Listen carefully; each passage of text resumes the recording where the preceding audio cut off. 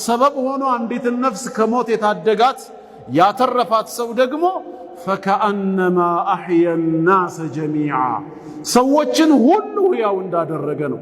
ለአንድ ነፍስ ሳይራራ ማን ነው ለአንድ ነፍስ በመራራት እንድትድን ሰበብ የሆነ ሰው ኢምካንያው አቅሙ ካለው ለዓለም ሰው ከማገልገል ወደኋላ አይልም። የዓለምን ሰው ሁሉ ሕያው እንዳደረገ ነው የሚለው። ስለዚህ የሰውን ነፍስ እርምጃ ከመውሰድ ያለ አግባብ ልንቆጠብ ልንጠነቀቅ ይገባል።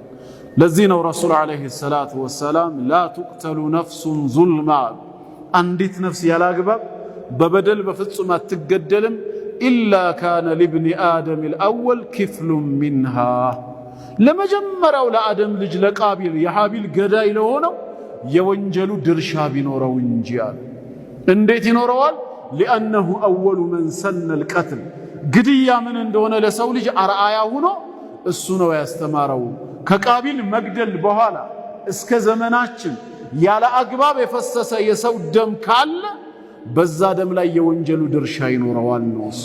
በአግባብ የተገደሉት በሸሪዓ ወይ በተፈጥሮ አደጋ የምንላቸው ነገሮች የሞቱትን አይመለከትም። በዙልም ያለ አግባብ በፈሰሰ ደም ላይ ግን እሱም የወንጀሉ ድርሻ አለው።